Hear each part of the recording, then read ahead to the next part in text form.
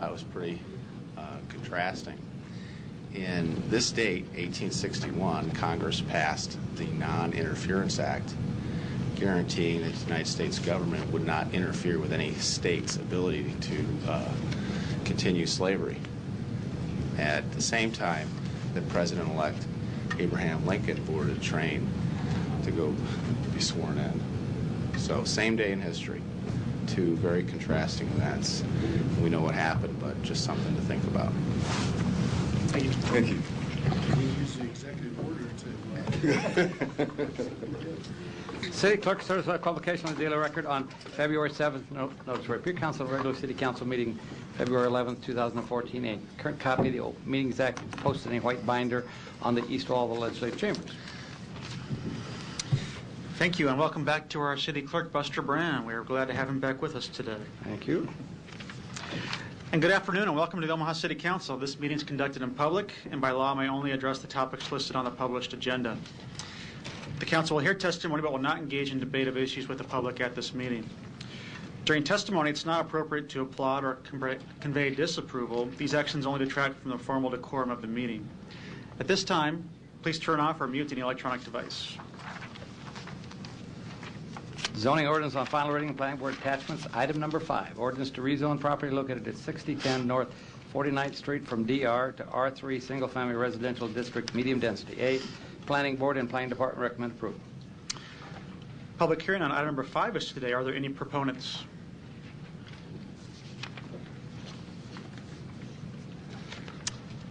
Seeing none, any opponents? Public hearing. Are we proponents for number 5 willing to speak? Want to speak today? Thanks. Come on down. I want to make sure we didn't miss you there.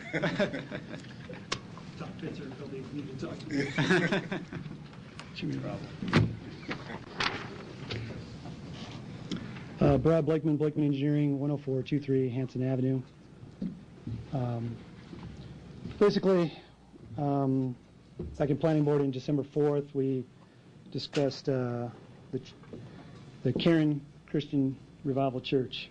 At that time, it was approved for putting a religious facility in the R3 zoning, and today we're here to talk about rezoning the property from DR to R3. I'll turn this right this way so you kind of see. Basically, we're looking in the future to build a 800-person church with parking on north and south. And down here, this is a adult and youth soccer fields. The site is, if you haven't been there, is pretty difficult. It's relatively flat down here, and it rises about 40 feet in a very short distance in the middle to basically an upper level plateau. So we've done our best to try to make the church fit as best we could on the property. There's a large amount of trees, and the lot has been empty for quite some time. We've met basically most of the requirements. We don't have any really issue with the other one, but as Mr. Gray would know, we have our financing, and I have the owners, or the developers here, and I also have the builder here, and the financial people.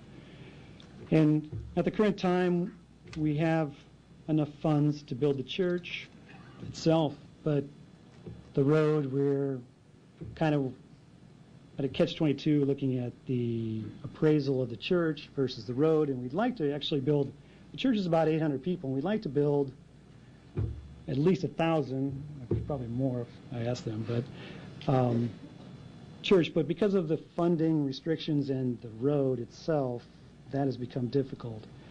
And I don't want to waste a bunch of your time on the road. I think I've spent enough time with Mr. Gray with the road, and Public Works. But the road is about $350,000, and MUD wants another $150,000.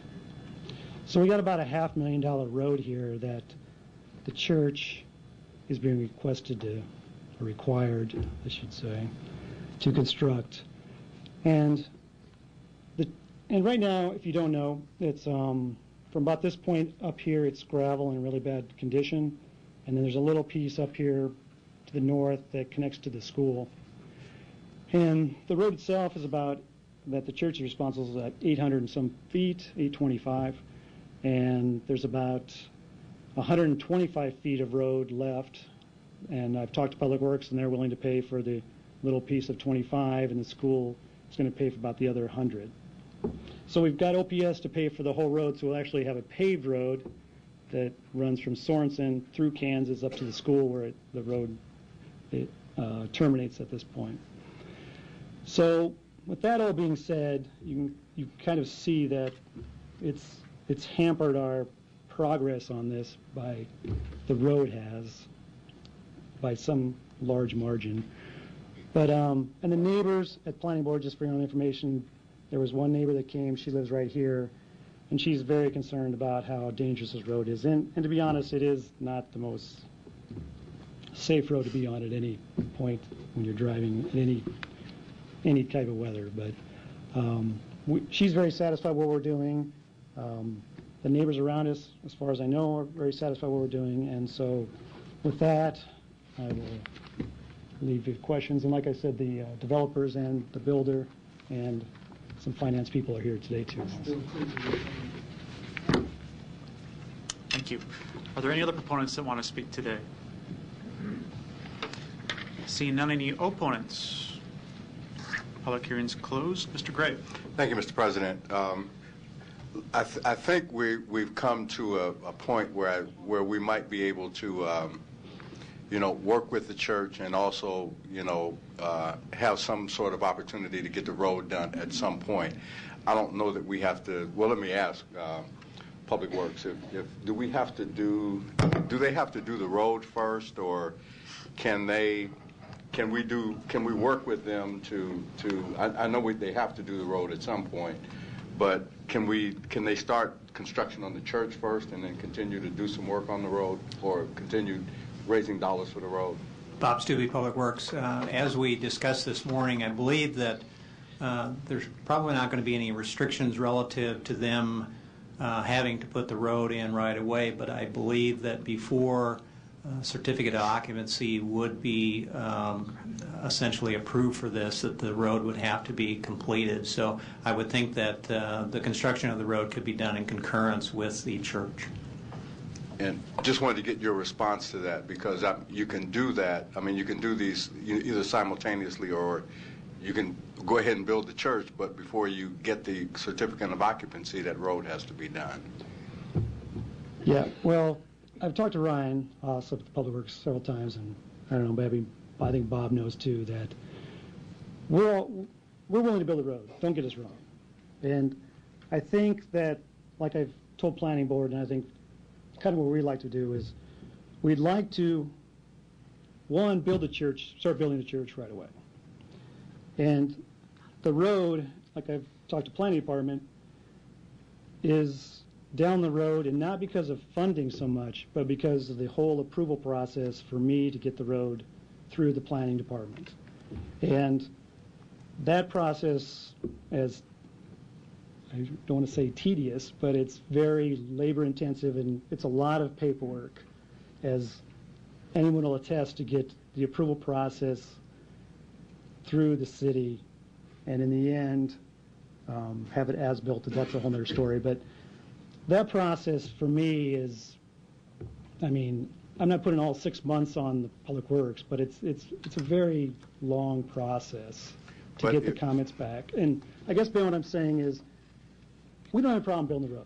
We would just like to build the church this year, let's say, start this spring, and maybe during the process of the road, of the design review process and all that, and getting a contractor on board, next spring start building the road. Okay. That's kind of, I guess, our time frame we'd like to talk about. I think since this is just a rezoning, I think we can go ahead and do the rezoning piece of that now, and then come back and have discussion, and while you all continue discussions with the Planning Department and Public Works, I think we can get some of that worked out in the interim, but this is just a rezoning, and right. Let's move ahead with that, and then we'll I'm going to continue working. That's why we're here. I'm going to continue working with you, so we'll get it figured out. Okay. All right? All right. Thank you. Thank you, Mr. President. Thank you. Mr. Gurnett. Mr. Gray, I think you're absolutely right. They won't be able to build anything unless we approve something here today. So I'd say let's move on. On that note, There's a motion, I think. Yeah, on that note, there's a motion and a second. Roll call. Jerem. Milton. Pauls. Thompson. Gurnett. Gray. Yes. Mr. President. Yes. Passed 7-0. We'll take items 6 through 9 as one case. 6 is orders to rezone property located northwest of 204th Street and Ames Avenue from AG to DR Development Reserve District. 7 to rezone to R4 Single Family Residential District High Density. A, Planning Board and Planning Department recommend approval. 8 is resolution that the plat entitled Arbor View is hereby approved. A, Planning Board and Planning Department recommend approval. And 9 is the subdivision agreement is hereby approved. Public hearings on numbers 6, 7, 8, and 9 are today. Mr. Hogan. Dennis Hogan, Regency Center, here on behalf of the applicant Charleston Homes. This is the final plat for Arbor View. This was recommended by the Planning Department, unanimously approved by the Planning Board. If you have any questions, I'll be happy to answer them. Thank you. Are there any other proponents today? Seeing none, any opponents? Public hearings closed. Second. Roll call. Jerem. Milton. Pauls. Thompson. Gurnett. Gray. Yes. Mr. President. Yes. They're all passed 7-0. Thank you. Ordinance on final reading, Planning Board attachments. Item 10, ordinance vacating 4th Street from Abbott Drive South to Kansas Avenue. A, Planning Board and Planning Department recommend approval. Public hearing on number 10 is today. Are there any proponents? That was held. Oh, I'm sorry. Public hearing was held on February 4th. Can be passed today. Motion and a second. Roll call. Jerem. Milton. Pauls. Thompson. Gurnett. Gray. Yes. Mr. President. Yes. It's passed 7-0. Item number 11, ordinance vacating 113th Avenue from Bel Air Drive North. A, Planning Board and Planning Department recommend approval. Public hearing was held on February 4th. Roll call. Jerem. Milton. Pauls. Thompson. Gurnett. Gray. Yes. Mr. President. Yes. Passed 7-0. Resolution to rate preliminary plats. Item number 12, resolution of preliminary plat entitled Exorbitant National Bank, Saddle Creek, located at 520 and 600 South Saddle Creek Road, along with attached conditions. Thereby accepted and preparation of final plat is hereby authorized. A, Planning Board and Planning Department recommend approval. Public hearing on number 12 is today. Are there any proponents?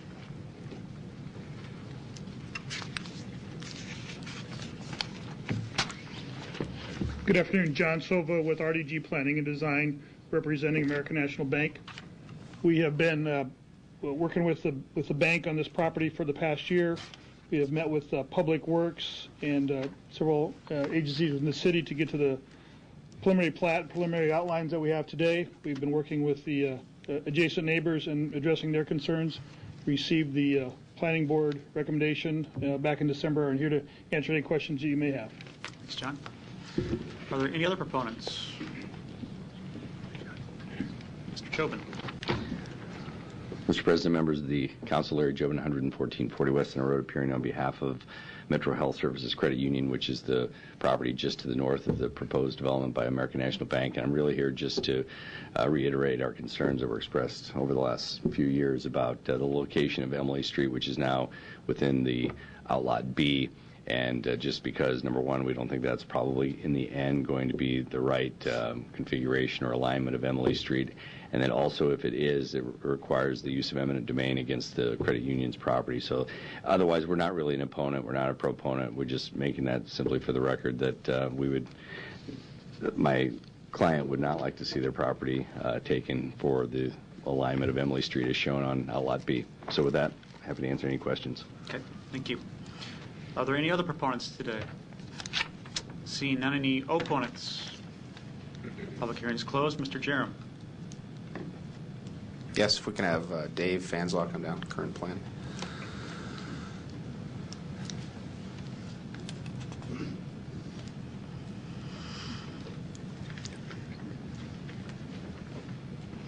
Good afternoon, Dave Fanslaw, City Planning.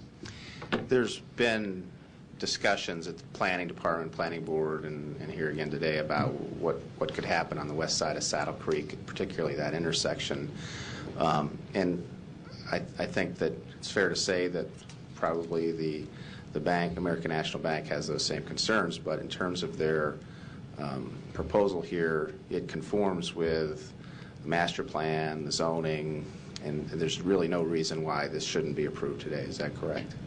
Correct. It's Yeah, kind of go forth if this should change and there be a street put in, that's kind of the risk that they take. But this plan is, in all respects, conforms with the rules of the road, so to speak. correct. Yeah, it conforms to master plan, zoning, and subdivision. Okay, thank you. Motion to approve. Second. And I know this has been a long time in coming. I think it goes back to my days on the planning board, probably 7 years ago when I first saw this. So we have a motion and a second. I'm sure you're ready for the vote. Roll call. Jerem? Yes. Milton? Yes. Pauls? Thompson? Yes. Gurnett? Yes. Gray? Yes. Mr. President? Yes. Adopted 7-0. Pursuant to City Council Rule 70, agenda item number 13 should be laid over 2 weeks for publication and public hearing. Liquor, item number 14. Mouth of the South Southern Grub, 8505 North 30th Street. Class C liquor license, new application, new location. Public hearing on number 14 is today. Are there any proponents?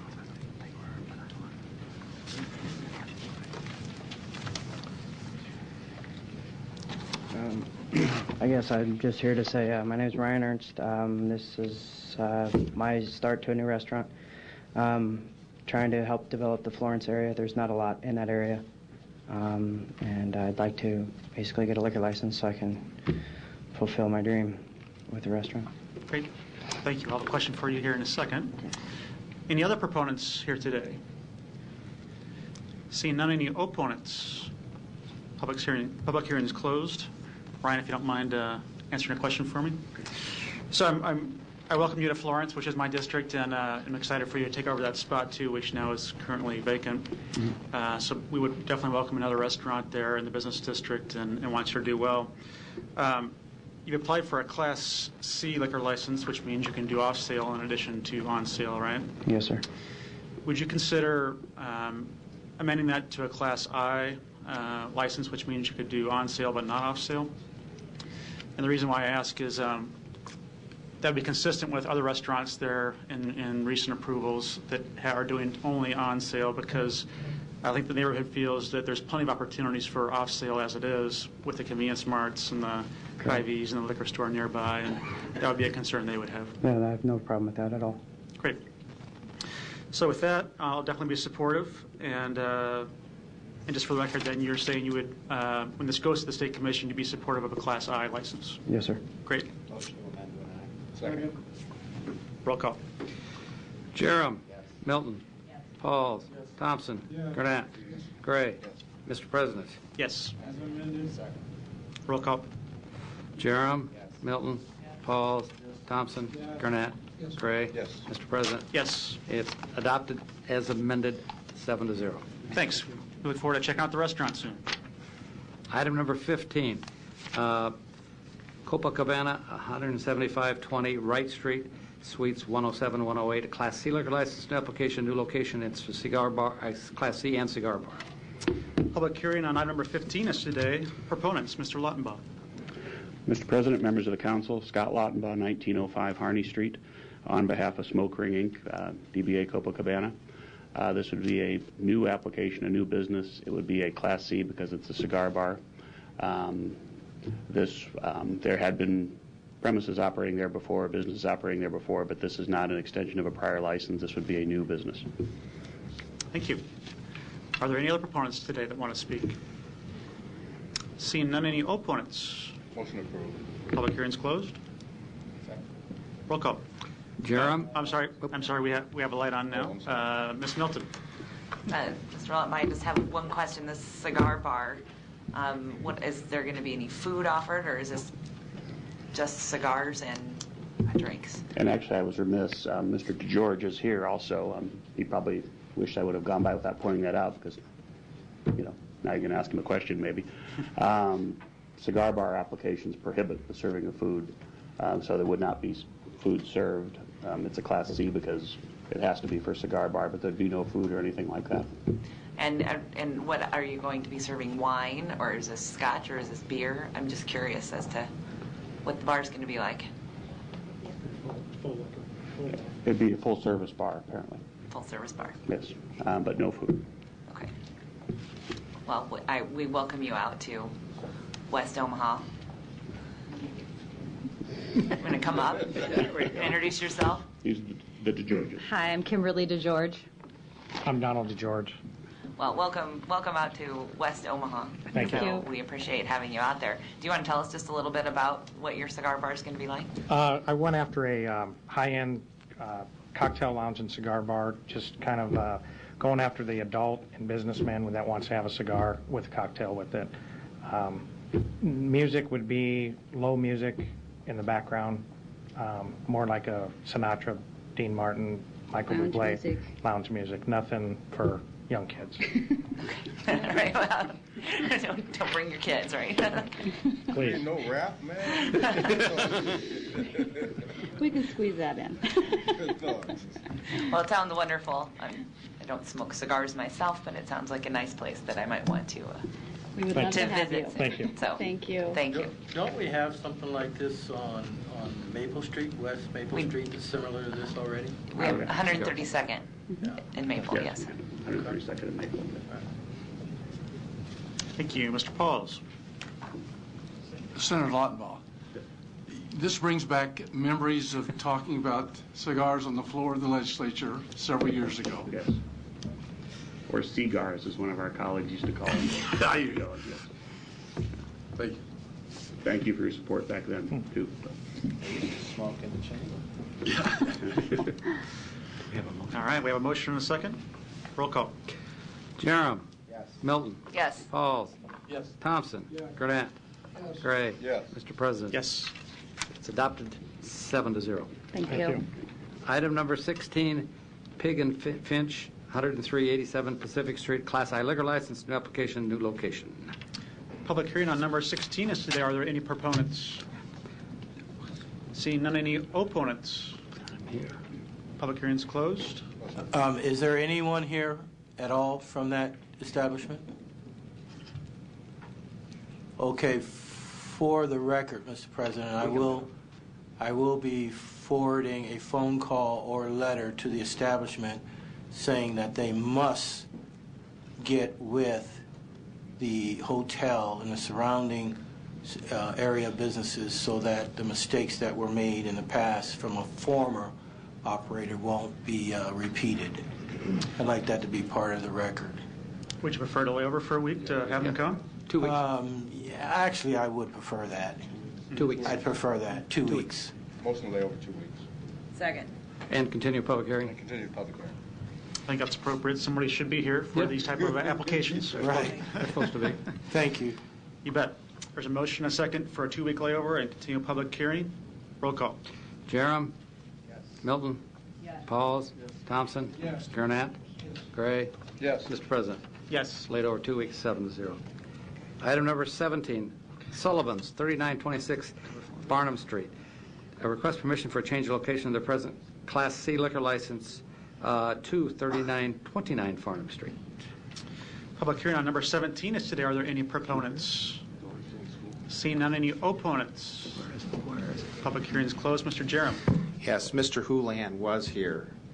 He's in the middle of his remodeling, and he asked if it would be okay if he went and met a contractor who was waiting for him. So I hope that you don't mind. This is just moving across the street. So move to approve. Second. Roll call. Jerem. Yes. Milton. Yes. Pauls. Yes. Thompson. Yes. Gurnett. Yes. Gray. Yes. Mr. President. Yes. Adopted 7-0. Item number 18 is Levi Restaurant at TD Ameritrade Park, 1200 Mike Fahey Street. Request permission to appoint Christine Van Dorn, manager. Public hearing on number 18 is today. Are there any proponents? Hi, my name's Christine Van Dorn with Levy Restaurants at TD Ameritrade Park, 1200 Mike Fahey Street. Thank you. Any other proponents today? Any opponents? Public hearing is closed. Motion approved. Roll call. Jerem. Yes. Milton. Yes. Pauls. Yes. Thompson. Yes. Gurnett. Yes. Gray. Yes. Mr. President. Yes. Approved 7-0. We'll take items 19 and 20 together. They're both Keno licenses. 19 is resolution that Big Red is granted approval to operate a satellite at American Dream 7402 F Street, and 20 is for the tracks at 1506 South 60th Street. Public hearings on numbers 19 and 20 are today. Proponents, please. Ms. Coffey. Yes, Mr. President, members of the council, my name is Katrina Coffey. I'm Vice President of Marketing for Big Red Keno. We're located at 11248 John Galt Boulevard. I have with me today the two owners of these locations, and we'd be happy to answer any questions that you might have. Thank you. Other proponents today? Seeing none, any opponents? Public hearings closed. Roll call. Jerem, Milton, Pauls, Thompson, Gurnett, Gray. Yes. Mr. President? Yes. They're both adopted 7-0. Thank you. Thanks. Consent agenda. Any member of the City Council may cause an item placed on the consent agenda to be removed. Items removed consent agenda shall be taken up by the City Council immediately following the consent agenda in the order in which they were removed unless otherwise provided by the City Council Rules of Order. The public hearings on agenda items number 21 through 27 were held on February 4th. Roll call. Jerem, Milton, Pauls, Thompson, Gurnett, Gray. Yes. Mr. President? Yes. 21 through 27 are all passed, 7-0. The public hearings on agenda items number 28 through 40 are today. If you wish to address the City Council regarding these items, please come to the microphone, indicate the agenda item number you wish to address, identify yourself by name, address, and who you represent, and if you are a proponent or an opponent. Hi, I'm here to address item number 40, and my name is Janie Berglund, 2333 South 35th Avenue, Omaha, Nebraska, 68105. If you have any questions, I'm happy to answer. Thank you. Seeing no further testifiers? I don't know about this one. I guess I'll support. Motion to approve. Motion to approve. There's a motion and a second for items Can't let you go, Jim. 28 through 40. Roll call, please. Jerem, Milton, Pauls, Thompson, Gurnett, Gray. Yes. Mr. President? Yes. They're all adopted 7-0. We'll take up item number 55 next. It's another resolution on the supplemental agenda. Resolution that the City Council of the City of Omaha supports the goals of both LB 907 and LB 999 regarding additional criminal justice reforms and urges their adoption by the Nebraska Legislature. Public hearing on number 55 is today. Are there any proponents? Seeing none, any opponents? Public hearing is closed. Roll call. Jerem, Milton, Pauls, Thompson, Gurnett, Gray. Yes. Mr. President? Yes. It's adopted 7-0. Pursuant to City Council Rule 7F, agenda items number 41 through 42 should be laid over 3 weeks for publication and public hearing. Item number 44 is ordinances on final reading, special ordinance levying special tax for weeds, group number 2014-01, and we have an amendment. Public hearing on number 41 was held on February 4th. Roll call. Jerem, Milton, Pauls, Thompson, Gurnett, Gray. Yes. Mr. President? Yes. Roll call. Jerem, Milton, Pauls, Thompson, Gurnett, Gray. Yes. Mr. President? Yes. Adopted as amended, 7-0. Now, item 44 is ordinance levying special tax and assessment removal of litter, group number 2014-02, and we have an amendment. Public hearing was held on February 4th. Second. Roll call. Jerem, Milton, Pauls, Thompson, Gurnett, Gray. Yes. Mr. President? Yes. Yes. Second.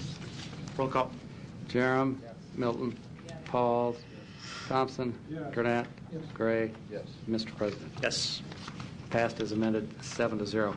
Pursuant to City Council Rule 7H, due to no meeting being held February 18th, the third reading and public hearing on agenda item number 45 shall be held on February 25th. Pursuant to City Council Rule 7H, the third reading on agenda items number 46 through 48 shall be held on February 25th, 2014. The public hearing on these items are today.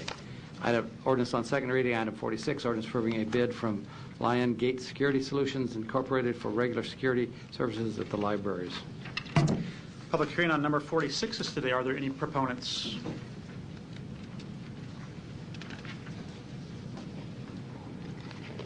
Good afternoon. I'm Regina Dale with the Omaha Public Library, here on behalf of Lionsgate Security. Calvin Jones, Vice President of Lionsgate Security. And Joe Hodges, President of Lionsgate Security. Thank you. Are there any other proponents today that want to speak? Seeing none, any opponents? Public hearing's closed. Thank you. Thank you. Item number 47, ordinance to approve. No lights? Okay. Next item. Ordinance to provide that the City Council of the City of Omaha be authorized to issue and sell from time to time, but not later than December 31st, 2022, without further vote of the electorate, general obligation bonds of the City of Omaha in the amount not to exceed $50 million for the purpose of providing funds for payment costs, construction, and reconstruction for the area east of 72nd Street on the south, by Dodge Street on the north, by Cass Street, and on the west by 76th Street. To provide for submission of this proposal at the next city election on May 13, 2014. And A is the letter of intent for the development of a mixed-use development in Omaha, Nebraska, Crossroads Village.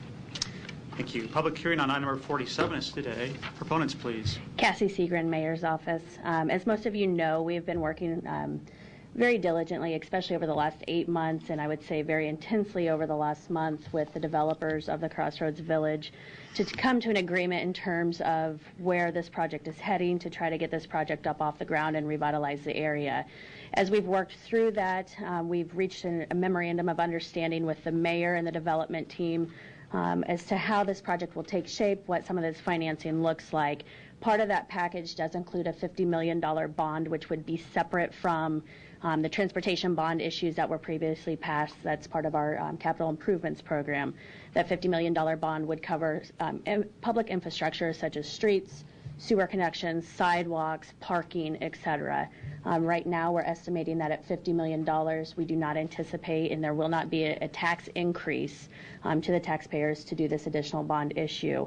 As part of the negotiation package with the development team, we've also have asked them to basically cover any downfall that there might be, because the payment of the bond will actually come from the incremental sales tax that will be produced by the project itself. And just for clarification, the project itself does not include the Target store site. That is a completely separate project outside of the scope of this one. And so any incremental sales tax that comes off of that will actually be applied towards and used to pay for this bond. If there were to be a shortfall, if something were to not come to fruition to help pay off the bond, the developers have agreed to have a cash reserve of $4 million a year, which, based on our projections and working with the finance department, it looks like that would cover any sort of bond payment that we might have. Again, this deal's complex. It's a huge project. Anytime when you're dealing with a multi-million-dollar project, you're going to have a lot of moving wheels, moving parts to it. We're in the very initial early stages. There is a economic and fiscal impact analysis study that has been started. The group that will be doing the study will be in town end of February, beginning of March, to start really doing their on-ground work. Right now they're doing some of their research and analysis. They'll be working with the city. They'll be working with the development team to kind of come up that will really give us a more fine-tuned number as to what we can expect for projected sales, as well as other components of the project that take place. If there's any questions, right now it's just the bond issue. Like I said, we'll have other parts of this that will be coming forward in the coming months. But if there's any questions, I'd be happy to answer those at this time. Thank you. Other proponents, please.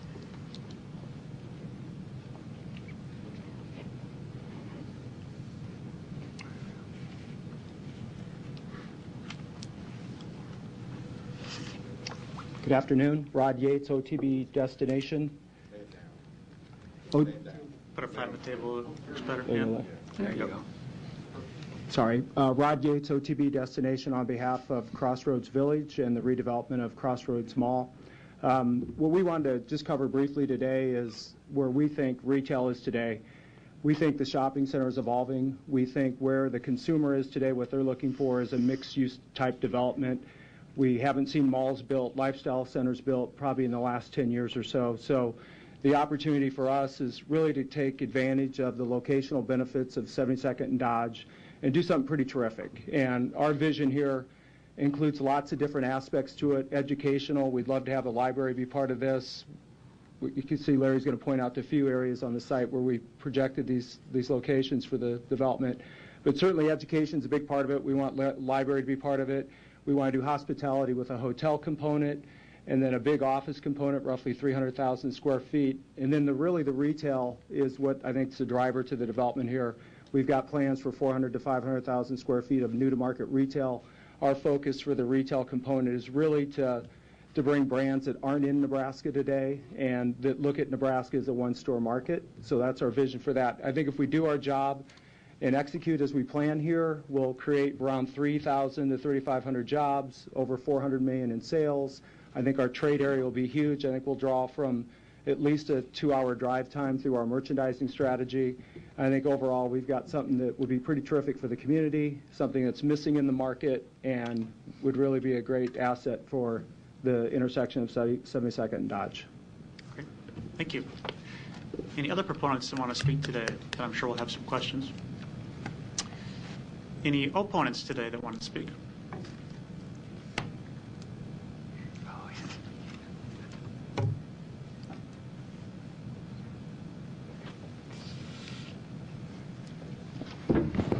Patrick Quinn, 138 Sagamon Sprague Street.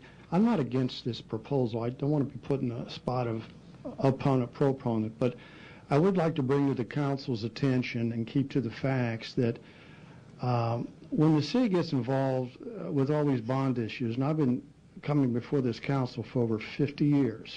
The first time I appeared here, I was a 15-year-old kid. Inevitably, and I want to see this crossroads go, it never ends up costing what everybody says it's going to cost. Now, just a couple of examples. I realize I have 5 minutes. Buster, you can tell me to sit down. I won't cause any problems today. The Quest Center, $195 million. We now know it's going to cost over over $500 million to get that thing up to snuff before all the bond and indebtedness is paid for. You're not going to read about that in the media, but it's twice what the citizens were told was going to cost. That's a fact. This baseball stadium, it's a great venue. I've been there. I've been in the College World Series, but we were promised that a professional baseball team was going to come in there and along with a hockey team and keep the slack from help the bondholders, the citizens of Omaha. It's empty 50 weeks out of the year. These TIFs are great tools, but we were promised at the Midtown that the taxes that would be generated from the condos over there would help defray the cost of the bonds. They're not selling those condos. They can't even rent half of them out. The same thing happened at First Data with their TIF financing. They never came through. The city was expecting money from their improvements. I would just question the council not to pass this bond or sign off on it, but, and God bless these developers. I like entrepreneurs and capitalists. I think this is a great concept. But everything that the media is telling me, I'm just a guy here at the podium. I'm not that sharp of a cookie. We may or may not get this library in and some of these other little goodies to make it more attractive. If they don't get the taxes coming in, the city's going to end up holding the bag again. I don't think I'm exaggerating anything here.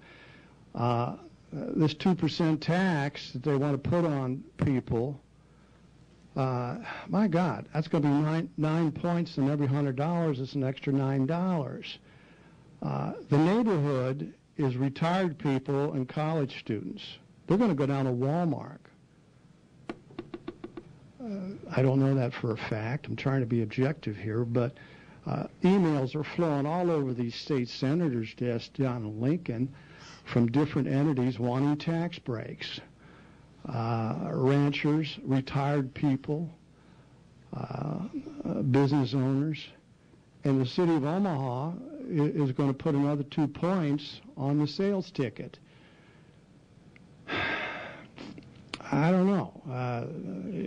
I hope it goes, but in these exquisite condos that they want to put in there, if you've got the wherewithal to buy one of them, why would you want to go to the crossroads? I don't care how nice it is. You're going to go out west. If Midtown can't move them, I would have to question whether they'd be moving at the crossroads, and this is where a lot of your money is going to come from with this TIF financing, allegedly, to get this animal off the ground.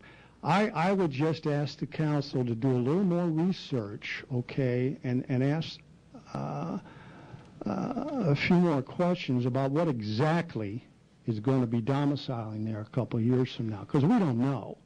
And that's going to be very important to pay for this package.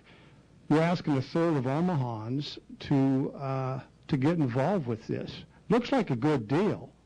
I don't say that to be caustic, but what are we going to get in return? Higher bond payments? This sunset that's built into it. I've never seen a tax passed yet in 50 years that didn't stay on the books. Come on, guys and gals, excuse me. I've got 7 sisters. I'm not trying to take a shot at it. You know, it's they got to start somewhere, and they're dreaming, and so on and so forth. But before you put the city on the hook for a third of the cost of this animal, I'd want to be a little more sure on what's going down. You got security problems over there up the wazoo, and that's the elephant in the room too. You got these young kids coming from a local junior high over there, where one of my daughter-in-laws teach, and believe me, it is a problem. I'm not saying you got to keep the kids out of there, but it is a major problem. How are you going to deal with that? There are mothers that won't bring their kids with strollers in there. It's easy to be a devil's advocate, to be negative, etc., but these are some questions. I'm just saying they need to be put on the table, and I'd like to see it go.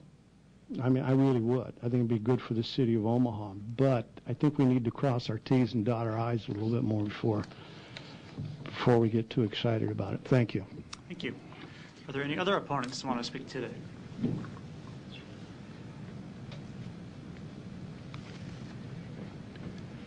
Good afternoon, Steve Mulcahy, 10910 North 76 Plaza. Not necessarily an opponent.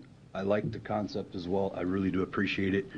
I read your letter of intent with the 900 full-time construction jobs. And again, I would just ask that we proceed with caution and we don't have the same mistakes that happened out at Nebraska Crossing, where several out-of-town contractors came through, did not register with the Department of Labor, did not register with contractor registration, workforce development. There were liens prepared for those properties because misclassified workers were not getting paid. I would simply ask that or petition the council to ask the Department of Labor to actively enforce LB 563 on this project. As simple as that. It's not being enforced, and I would urge that we get that done on all tax increment finance properties in the area. Thank you. Thank you, Mr. Mulcahy. Any other opponents, please?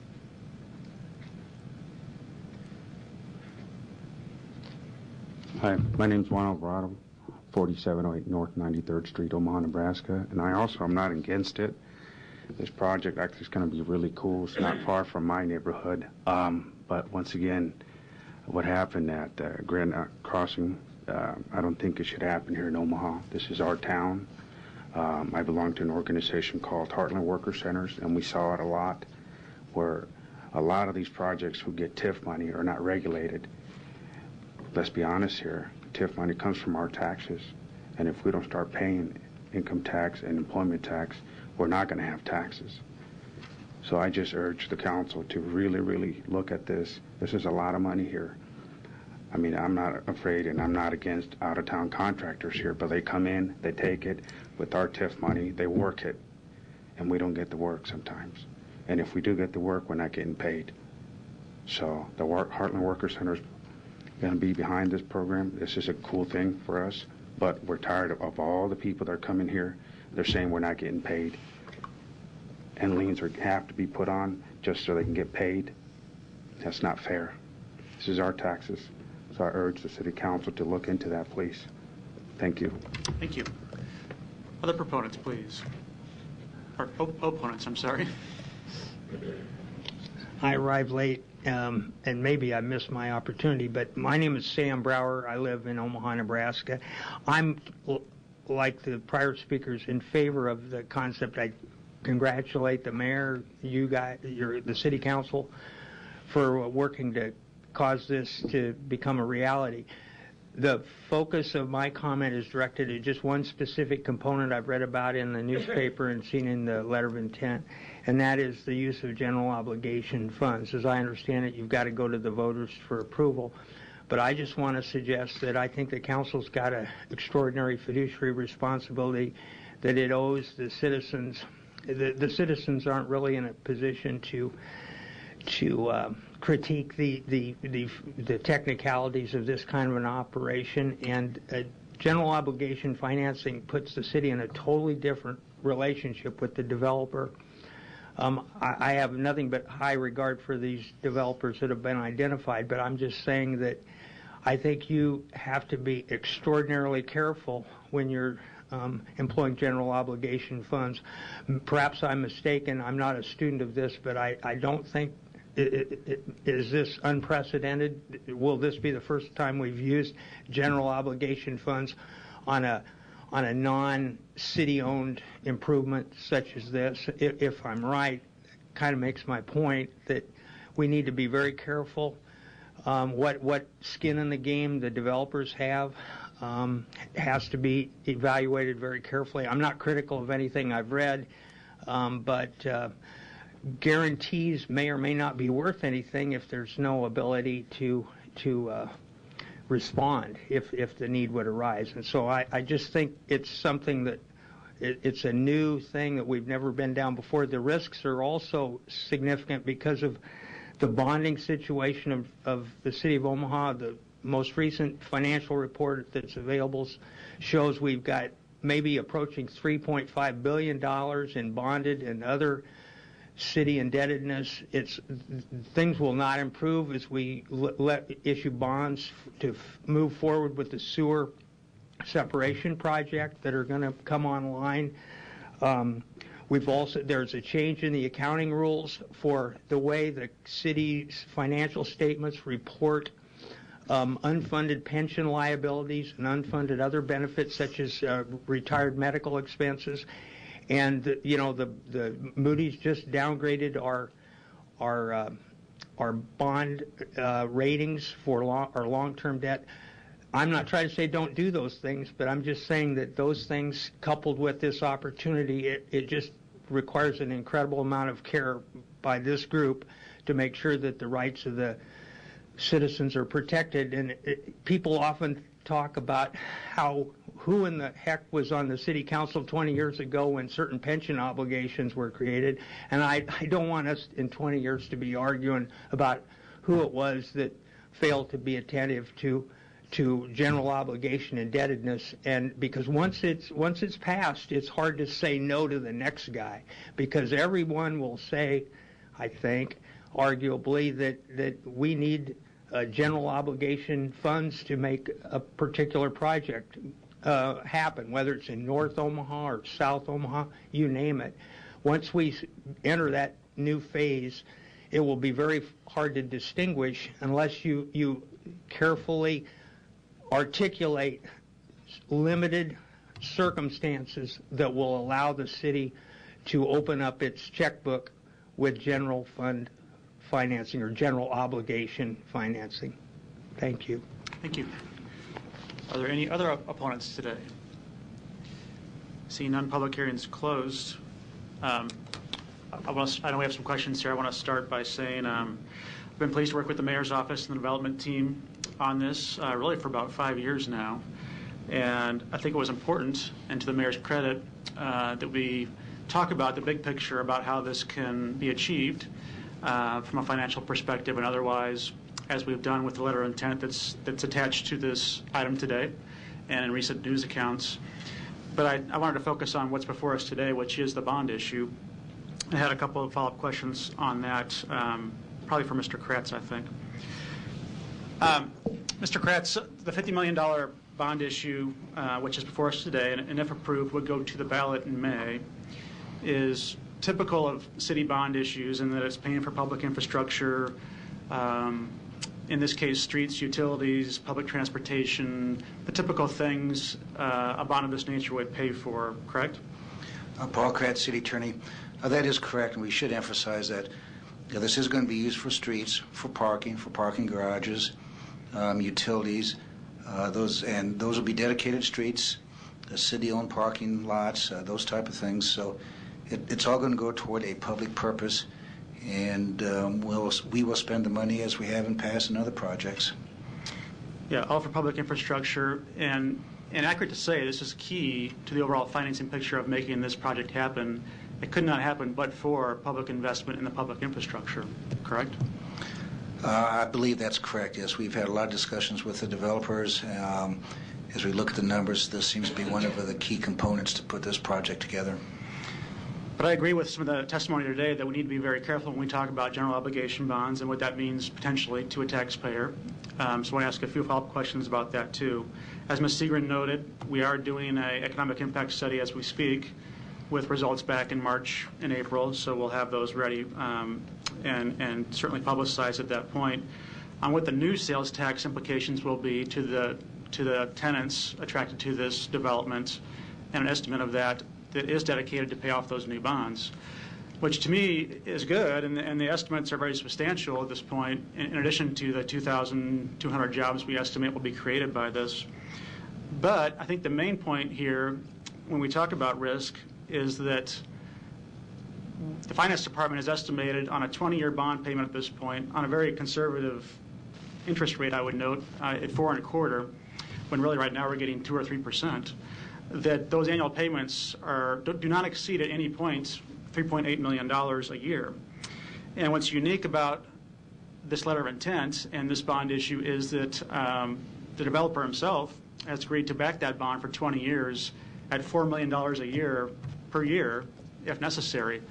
So in that respect, those two things, but especially that last point about the developer backing these bonds, allows us to be confident in saying this is no tax increase proposition to the taxpayers. That's accurate from your perspective too, isn't it? Mr. Kratz?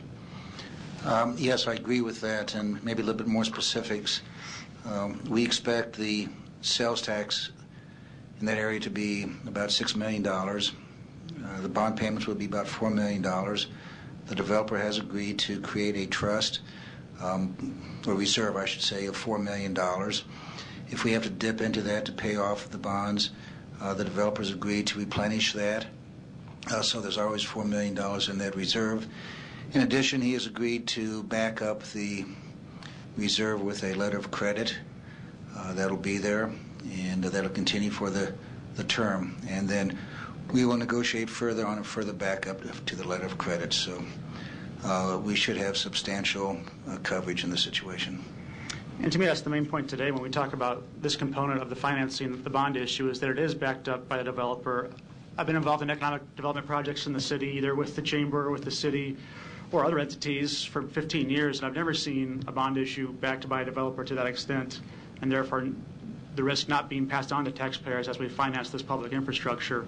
And without this development, we could not finance this public infrastructure. The city doesn't have that capability at this point.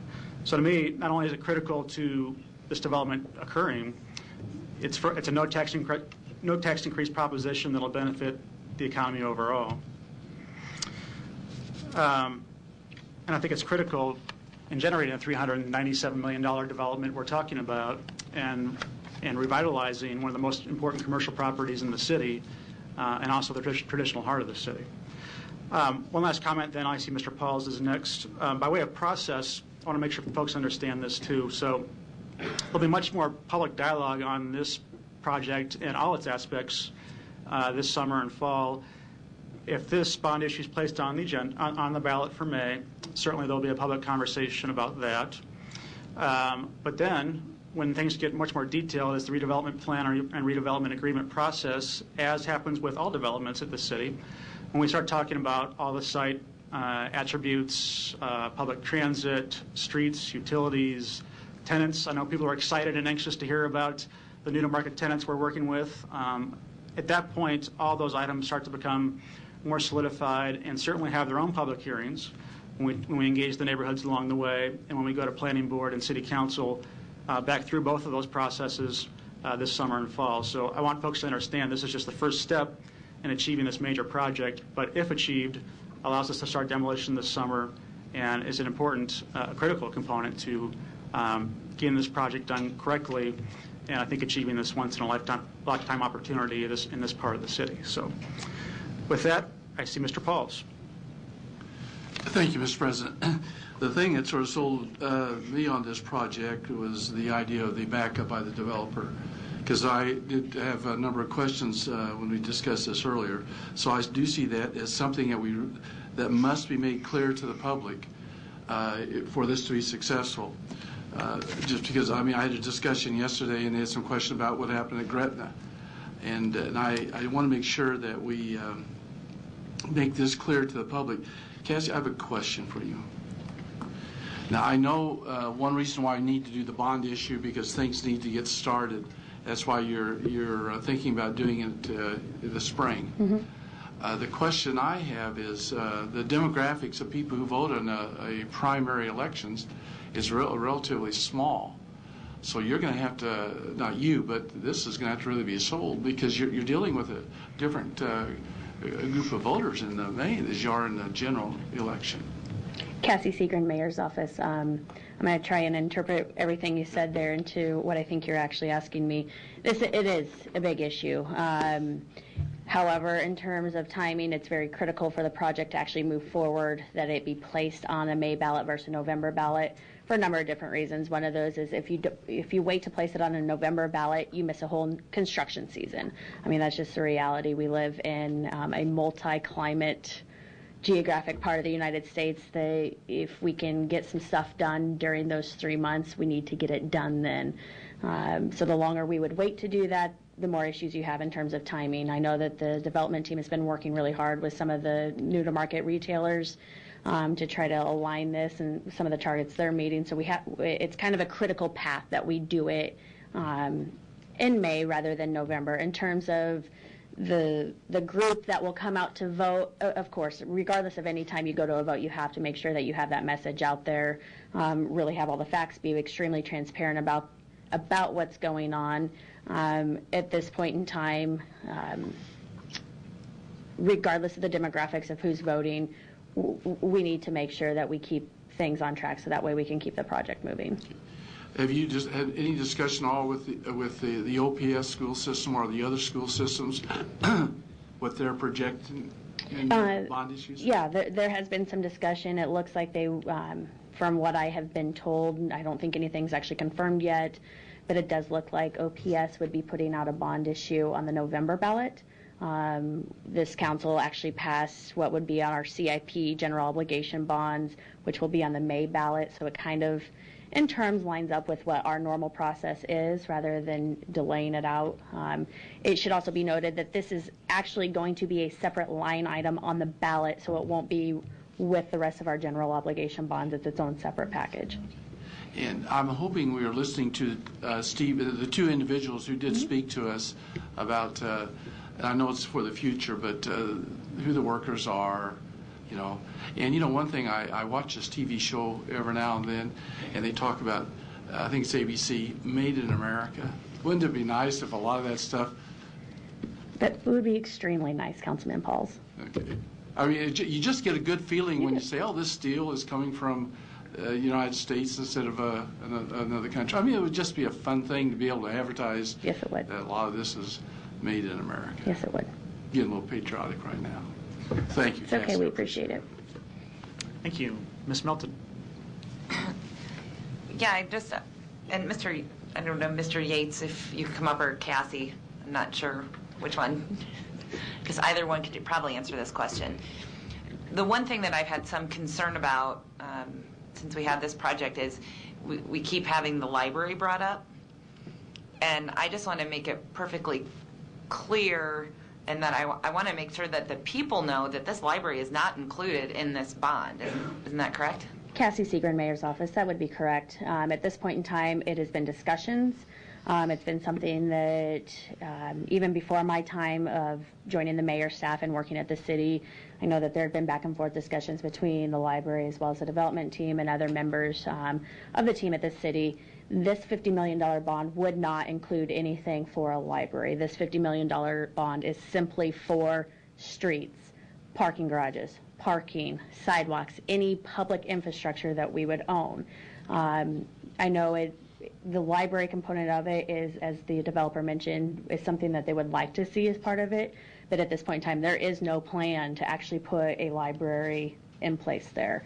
For them, it's simply a placeholder that as time goes on, as we work through the project, as things move forward, that potentially could come to fruition, but at this point in time, there is no plan. And I believe Mr. Wasden's here. He might be able to help identify some of that, but we don't even have a financing package for what that new library would look like. So it's simply a placeholder as you see it on there. But in terms of the bond itself, it does not include any financing for that. And in fact, right now, I mean, there's no plans to build the library because that would have to be paid for by the city of Omaha, correct? Correct. And the city of Omaha doesn't have We have any no money to financing. build. We don't have any financing plan or any money to build a new library at this point in time, no. Okay. And then I think poor Mr. Watson gets a number of calls on that, and so I thought maybe Hopefully that will I'll help just let everyone clarify some know. of the phone calls that Mr. Wasden has been getting. Although it'd be nice, It'd be great. We have that there, but that's not part of the development plan at this point. Correct. I mean, at this point in time, that spot is simply a placeholder. It would be something that in the future, if that would be the desire of the city and the council, as well as the library and their folks to build a library there, and we came up with the money to do that, definitely that's something that could be fit in. If it was a desire not to do that, that would be another spot for the development team to actually move forward with additional retailer office or whatever component they might choose to put there. Thank you. Thank you. Mr. Thompson. Thank you, Mr. President. Mr. Yates. You have to identify yourself again. Rod Yates, OTB Destination. Rod, even though we're calling it a placeholder for the library, you are donating that land to the city. Is that correct? That's correct. We've made a plan to dedicate that land for the library, and we obviously want to be part of the solution to see the library happen, and we want to make sure that we have a home for it when we put together a financing plan. And we appreciate that donation. Second thing that I want to ask you is that the voters are going to want to feel comfortable with this. If there's a good plan put together, then they'll feel good about it and vote yes. But if it's kind of nebulous and hard to get their arms around, then they might be a little skittish about it. How aggressive have you been in recruiting tenants? Yeah, as Mr. Fetchton mentioned, we've been working on this for 5 years. We have a lot of history with the target retailers that we want to see part of this development. And we've probably identified, I think I indicated 400,000 square feet of retail. Obviously, retail leads this development. And we probably identified 800,000 square feet of the retail that has potential to be part of the Crossroads Village redevelopment.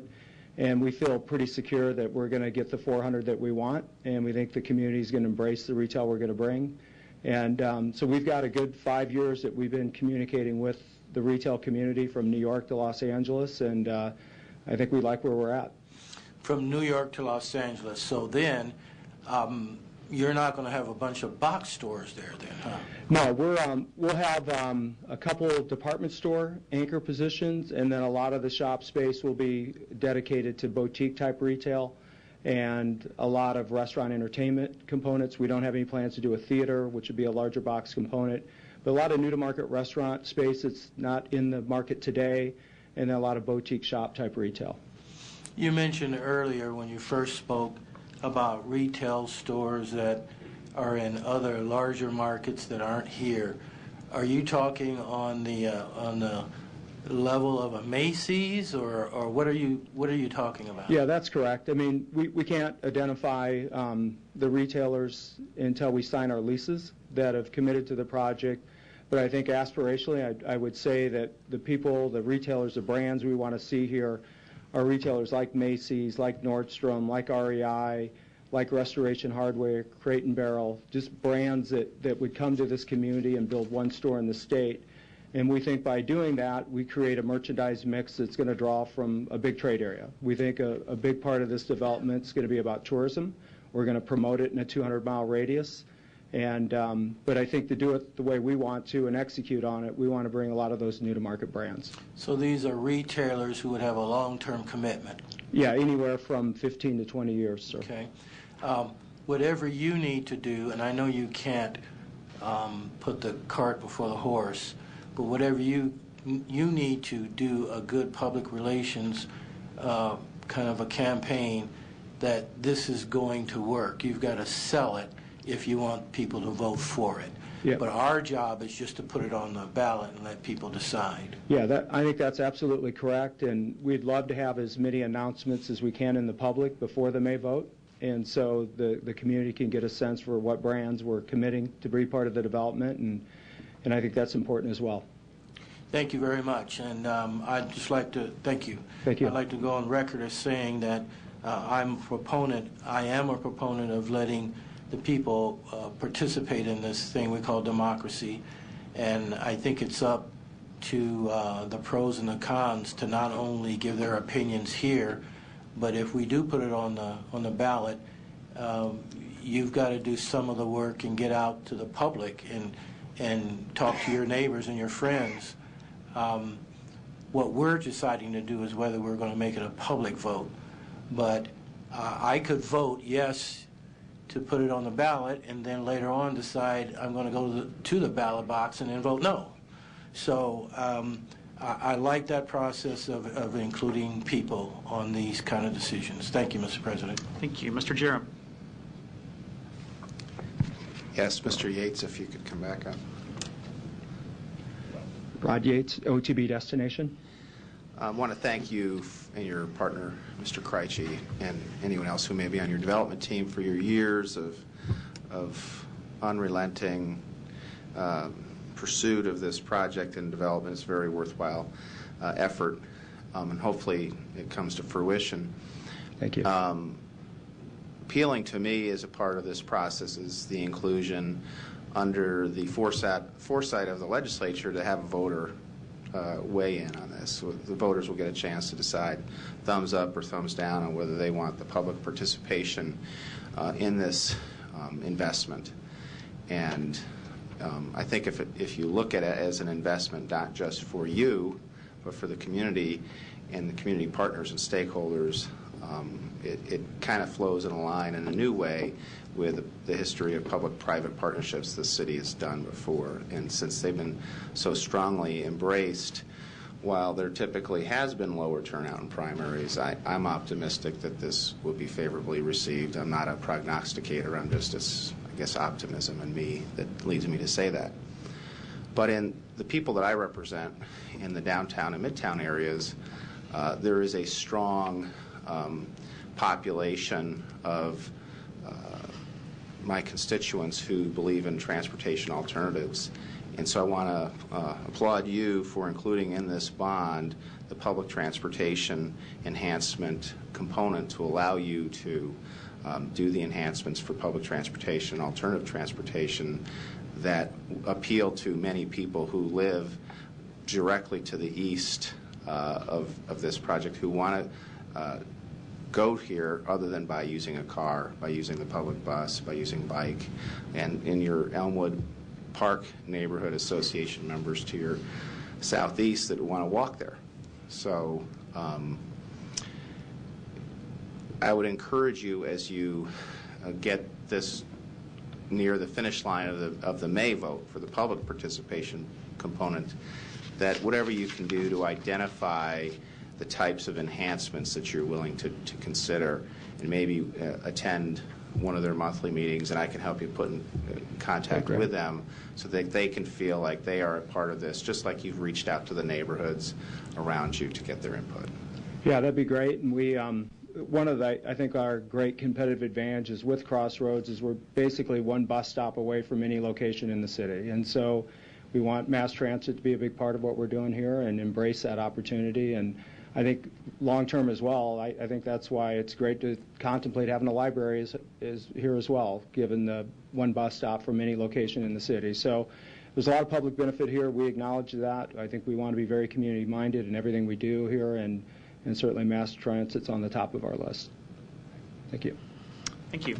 No further lights. Public hearing's closed. Next item. Item number 48, special ordinance approving the Omaha Downtown Improvement District Association 2014-15 work plan and budget and levying a special tax and assessment on all lots and pieces of real estate within Business Improvement District number 6874 to cover the costs anticipated by the Business Improvement District for March 2014 to February 2015. I have an amendment of the whole. Public hearing on item number 48 is today. Are there any proponents? Seeing none, any opponents? Public hearing is closed. Audit reports, item number 49, the Metropolitan Entertainment Convention Authority financial statements and independent audits reports of June 30th, 2013 and 2012. Thank you. We would normally take a motion and receive and place on file, but Mr. Dixon with the MECA organization has agreed to come and walk us through the annual financial statements of the MECA facility. We appreciate you taking the chance to do that, Roger. Thank you. It's Roger Dixon, 455 North 10th Street. Be happy to answer any questions if you want me to walk you through the financial. It's going to be here for a couple hours. But I think we're real... How about the 5-minute summary? Well, I think we're real pleased with what has happened this past year. We were fortunate in working with different entities, the Omaha Sports Commission that brought in the 2012 swim trials, which again was very successful to the point that they came and awarded us the swim trials again for 2016. The U.S. figure skating, which was another big success. We had volleyball, NCAA women's regional volleyball. But this is all the reasons why that we, again, come back and had the bottom line that we did with a 30% increase over the previous year. Again, we're looking forward to this year. We've had some added competition with Lincoln coming on board with Pinnacle Bank Arena. Very nice facility, but we're holding our own. We're real pleased with what we've done so far. Just an idea is this past weekend, Friday, Saturday, and Monday, we've had over 55,000 people that have come through the CenturyLink Center with the Creighton sold-out game on Friday night, then Luke Bryant sold out, and then we followed back with Justin Timberlake last night sold out, not forgetting the Home and Garden Expo that we held as well. So we're continuing to do it, and I think that's our desire as we move forward. Any questions? Could you take a second, too, and just talk about, I have that report with you, but I think the key pages are 4 and 5 there, where it talks about your annual operating assessment of the year that went through June 30 of 2013, and also your the assessment of your capital needs at this point and how we're doing with those things. Well, as you know, talk first about the capital needs. This past summer, we went in and remodeled all the concession stands after 10 years. Our commitment to the community was we keep the facilities state of the art. And so we spent about $4 million on the concession stands, and we also went back into the club and remodeled the club, basically flipped it, and provided more space for people to get in there. We were fortunate enough as well to attract the Lexus Motor Company as our sponsor for it. And then the big piece that we did was the $6 million addition of our scoreboard. That it's a 4mm high definition. It's basically one of the kind. It's the only kind in a collegiate facility. So, and I think everybody likes to sit there and think they're sitting in their living room watching TV when it's right there. So, the year end again very successful. In terms of annual operations, a profitable year. Capital Reserve Fund, though, given these investments in the facility, is lower than has been in recent years, correct? You know, the previous year, it was not as successful as this past year. Our commitment, my policy is we include at least $600,000 a year to the capital reserve. Right now, our capital reserve sits at just over between 10 and 11 million. And if we continue to operate, have profitable years, we'll continue to be able to put reserve money away. But our business is cyclical. We have good years, we have bad years, and as time goes on, we hope we continue. But that's why we have to be very frugal in what we do and how we spend it. and making sure it's the right time. Because again, we're 10 years old. Each year we get a little bit older, and we're in the process of putting together a 20-year plan on a capital improvement that addresses the future needs. We're doing the same thing with TD Ameritrade Park. And we have a Civic closing here shortly, our mid-year this year at least, but your trend or outlook for the next year is positive? This current year that we're in is turning out to be very successful. Yes, with the Civic closing, we're going to hand the keys back in June 30, and it's been a fun time running that facility, but I think it's seen its day. But we continue to go after events. We're not finished. This year during the College World Series, we will have 2 concerts that we've not had in the past. One will be on the Sunday the 22nd. It's unannounced yet, but it's something that everybody's going to enjoy. And then we have Bruno Mars. It's going to play on the 23rd, which is the Monday night of the opening championship series. It'll be similar to what we did last year when we had the swim trials opening night that went up against the series as well. So it's going to take planning and working with the area parking lots to get everybody in. So we like to put a lot of people on the campus. That's what we're supposed to do, and we're pleased about that. Okay. Thank you. Mr. Thompson. Yes, Mr. Dixon, once you lose UNO hockey, what aggressive plan are you looking at to fill the seats? We're going to have some savings primarily in utilities and changeover costs, because going in and changing from hockey to basketball and back and forth is considerable. We know that we'll have savings in utilities. Will the savings counterbalance the ticket receipts? Probably not in itself. What it's also going to allow us to do is we're going to have to look at things. We're going to have to become more efficient with our staff. We'll probably not fill a number of positions that we'll lose through just natural attrition. But also those dates, UNO plays primarily on Friday and Saturday nights, and so that's going to open up a lot of dates for us. In our business, when you have available dates, that you're king, and it'll be able to offer better dates to Creighton, because we're noticing the trend is they want to do Fridays, Sundays. Okay. And we kind of hope they stay there, because that's good. But then that gives us the lucrative Saturday nights that we can go after one-offs. We think that, just in pure projections at the end of the day, we hope to be somewhere in maybe $250,000 that we're going to have to find something for, but everything else should be covered. Again, that depends on what we do with the concerts. Last night alone we did with Justin Timberlake, late night, we did over $200,000 in food and beverage. We get a number of concerts like that, and we're doing well. This is just a thought. I think I might have mentioned it before, but I want to mention it again. This is supposed to be the Bible Belt of the North, at least they tell me so. And I just can't imagine you not being able to make a lot of money off of the Joel Osteens and the T.D. Jakes, and I mean, they pack arenas. And it just seems like we're not going after a very natural constituency. It's not by trying. I mean, a lot of the times, we get calls for these. A lot of times we go after them, but if they're not out there and they're not available, we're not turning them down when they call. Okay. Just a thought. Understood. All right. Thank you. Thank you, Mr. Gray. Thank you, Mr. President.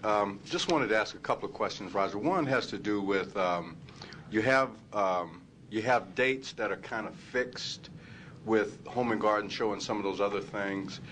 I'm wondering about the coordination between Mecca and the Convention and Visitors Bureau. Is there sort of a fairly good coordination there between what you wanted, what is available, and what the Convention and Visitors Bureau would like to see there or going out to get?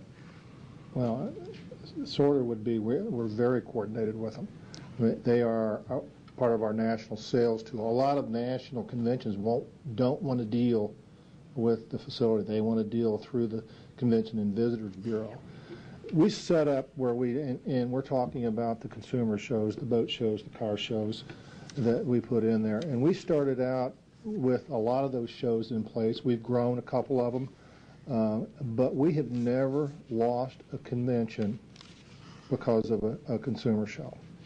You'll notice this past year, well, let's go. We moved everything around last year so we could accommodate the U.S. Figure Skating Championship.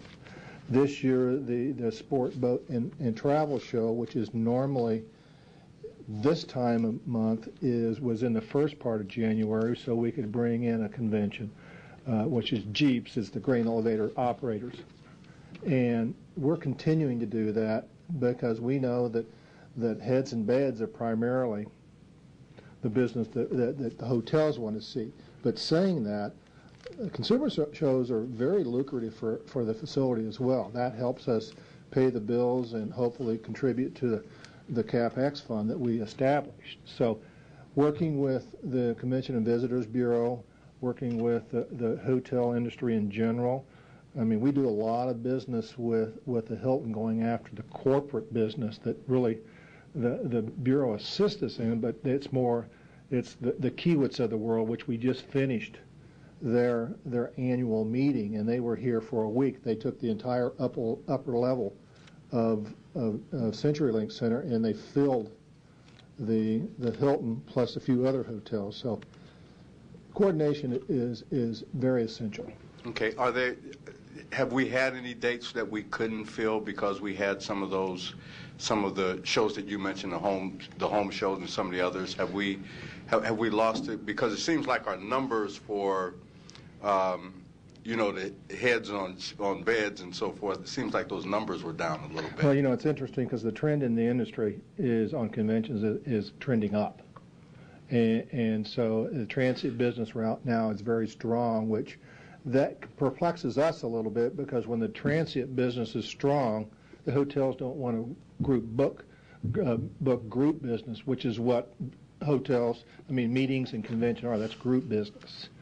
But have we missed out because of it? Not really. The one thing that we do have, it's always been a challenge, is in October, which is a strong convention month, is we have the coronation ball. And it's always there. But we always strive to try to move the meetings around so we don't miss out on much. But do we lose conventions because we have too much business? There are times we do. There's probably 3 or 4 months out of the year we're not big enough. Over the course of the next few months or so, we're going to be talking about expansion of the board. We're going to be talking about more of us working together with the mayor's office and the council so that some of the glitches that we may have had or the miscommunications that we have don't happen in the future. And just as a comment, I look forward to working with you and working with the MECA board, first of all, to expand the board, number one, and number two, to continue our coordinated meetings so that all of us are kind of on the same page and moving in the right direction. We very much are looking for the same thing. It's a good thing to talk, and the more we communicate, the more you understand, the more we understand. Thank you. Appreciate it. Thank you, Mr. President. Thank you. Thanks for being here. Thank you. Is there a motion? Motion to receive and place on file. Second. Roll call. Jerem. Milton. Pauls. Thompson. Gurnett. Gray. Yes. Mr. President. Yes. Received and placed on file 7-0. Pursuant to City Council Rule 7H, the second reading and public hearing on agenda items number 50 through 53 shall be held on February 25th, 2014. Second. Roll call. Jerem. Milton. Pauls. Thompson. Gurnett. Gray. Mr. President. Yes. 324. Good night.